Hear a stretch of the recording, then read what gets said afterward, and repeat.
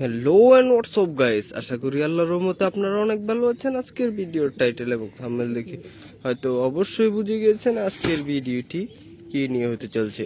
তাই বেশি প্যাক না করে ছোট্ট একটা ইন্ট্রো দিয়ে ভিডিওটি শুরু করা যাক।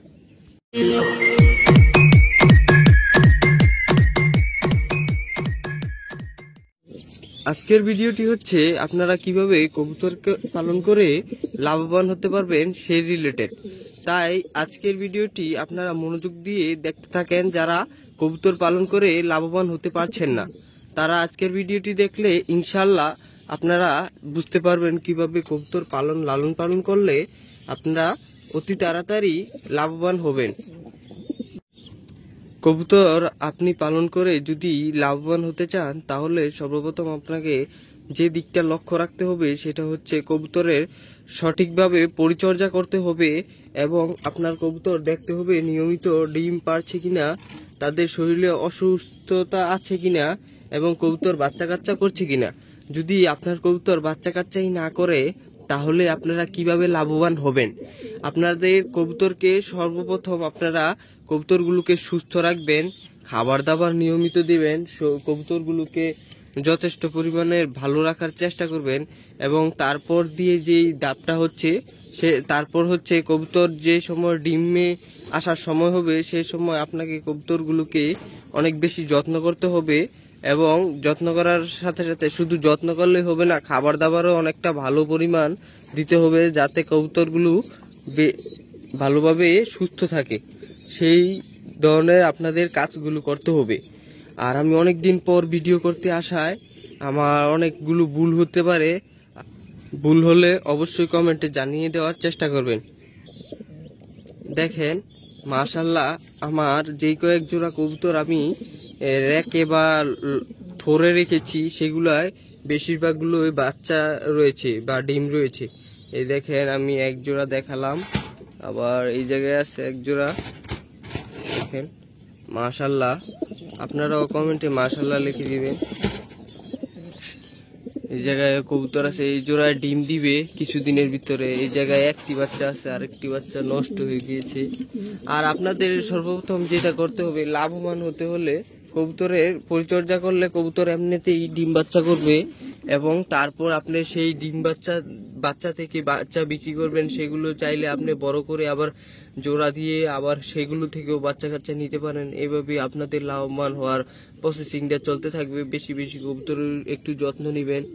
আর যারা যারা বাচ্চা কাচ্চা বেশি নিতে চান, তারা আমার মতো বেশি বেশি কবুতরের খাবার দাবারও একটু পরিচর্যা করতে হবে। খাবার দাবারে পরিবর্তন করে দিলে এমনিতেই কবুতর সুস্থ থাকবে এবং বাচ্চা কাচ্চা ভালো আসবে। যে এই জোড়ায় ডিম দিছে। আর আপনাদের মূল বিষয়টা আমি জানিয়ে দিই কিভাবে করতে হবে। সর্বপ্রথমে আমি যা বলতে চাই আপনারা যদি কবুতর লালন পালন করে লাভবান হতে চান, তাহলে আপনাকে কবুতর ছেড়ে পালতে হবে। আমার মতো এই ধরনের লফটে যদি আপনি রাখেন, তাহলেও সপ্তাহে একবার ছেড়ে দেওয়ার চেষ্টা করবেন। তাহলে হয়তো কি হবে, কবুতরগুলো বাইরে হাঁটাহাঁটি করে দানা খেয়ে কবুতরের বাচ্চাগুলোকে খাওয়াবে, বিভিন্ন ধরনের পুষ্টিকর খাবার খাওয়াবে। সে ফলে তার কবুতরের বাচ্চাটি বেশি একটা অসুখ হবে না, সুস্থ থাকবে এবং হেলদি হবে। দেখেন আমার বাচ্চাগুলো এখনো খাবার দেওয়া হয় নাই, তা যদি খাবার দেওয়া হতো তাহলে হয়তো একটু বড় দেখা যেত। সর্বপ্রথমে আমি যা বলতে চাই আপনারা যদি কবুতর লালন পালন করে লাভবান হতে চান, তাহলে আপনাকে কবুতর ছেড়ে পালতে হবে। আমার মতো এই ধরনের লফটে যদি আপনি রাখেন, তাহলেও সপ্তাহে একবার ছেড়ে দেওয়ার চেষ্টা করবেন। তাহলে হয়তো কি হবে, কবুতরগুলো বাইরে হাঁটাহাঁটি করে দানা খেয়ে কবুতরের বাচ্চাগুলোকে খাওয়াবে, বিভিন্ন ধরনের পুষ্টিকর খাবার খাওয়াবে। সে ফলে তার কবুতরের বাচ্চাটি বেশি একটা অসুখ হবে না, সুস্থ থাকবে এবং হেলদি হবে। দেখেন আমার বাচ্চাগুলো এখনো খাবার দেওয়া হয় নাই, তা যদি খাবার দেওয়া হতো তাহলে হয়তো একটু বড় দেখা যেত। আমি যে বিষয়টা বলতে চাচ্ছি সেটা হচ্ছে, আপনার কবুতরগুলো ছেড়ে পারলে আপনার কবুতরগুলো হয়তো বাহির থেকে বিভিন্ন ধরনের খাবার দাবার খেয়ে তার বাচ্চাগুলোকে এনে খাওয়াবে। কবুতরের বাচ্চাগুলোকে যদি আপনার কবুতরগুলো বাহির থেকে এনে খাওয়ায়, তাহলে আপনি যেই খাবারগুলো কিনে এনে কবুতরকে খাওয়াচ্ছেন সেই খাবারের হারটাও কমে যাবে। তাহলে আপনার লাভবান হওয়ার প্রসেসিংটা এক ধাপ আগিয়ে যাবে। তারপর যে বিষয়টা নিয়ে আলোচনা করতে চাই তা হচ্ছে কবুতরের খাবার দাবার নিয়ে। আপনারা শুধু কবুতরকে খাবার দাবার দিলেই হবে না, কবুতরের অতিরিক্ত মাত্রায় যদি আপনারা খাবার দাবার দেন তাহলে হয়তো কি হবে, কবুতরগুলো খাবার খাবে এবং কবুতরের যেই খাবারগুলো অবশিষ্ট থাকবে তা অপচয় করবে। তাহলে আপনার লাভবান হওয়ার প্রসেসিংটা অনেকটা লস হয়ে যাবে। আর তার ফলে কি হবে, আপনার অনেকটা লস হয়ে গেলে আপনি কবুতর পেলে লাভবান হতে পারবেন না।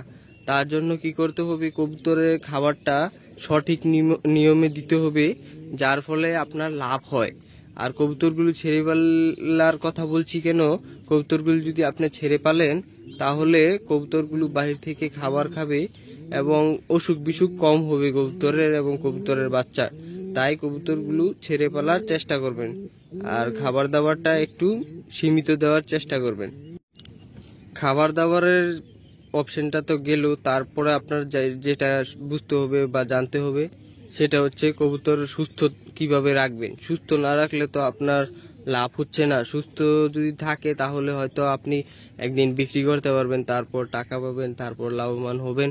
আর যদি আপনার কবুতর অসুস্থ হয়ে যায়, তাহলে যদি মরে যায় বা অসুস্থ হলে যদি কবুতরের ট্রিটমেন্ট করাতে মানে ওষুধ লাগে, তাহলে তো কবুতরের প্রজেক্টে আপনার লস হয়ে যাবে। তার ফলে আপনার কি করতে হবে, কবুতর ছেড়ে পালন করতে হবে। কবুতর যদি আপনি ছেড়ে পালন করেন, আমি প্রথমেই বলেছিলাম কবুতর ছেড়ে পালন করলে তাহলে বিভিন্ন ধরনের খাবার দাবার খাবে।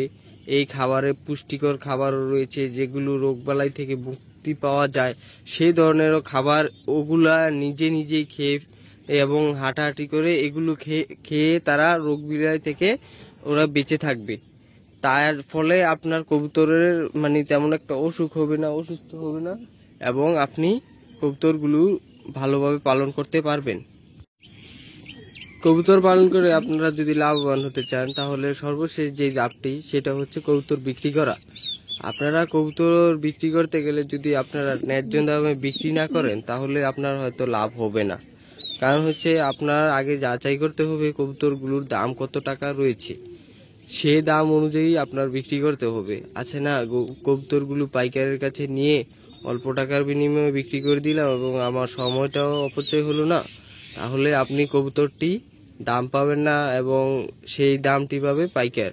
পাইকার এই কবুতরগুলো নেবে, নিয়ে তারপর এগুলো আবার বেশি দামে অন্য হাটে বিক্রি করবে বা অন্য মানুষের কাছে, গৃহস্থের কাছে। তখন পাইকার এই আপনার যে লাভটা টুকু রয়েছিল সেগুলো পাইকার পেয়ে যাবে।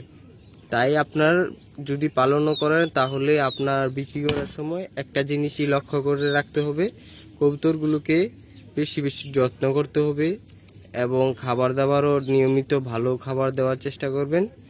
আর কবুতর ছেড়ে পালার চেষ্টা করবেন। আর কবুতর বিক্রি করার সময় অনেকটা যাচাই বাছাই করে তারপরে বিক্রি করবেন। সবাই ভালো থাকবেন, সুস্থ থাকবেন। আল্লাহ হাফেজ।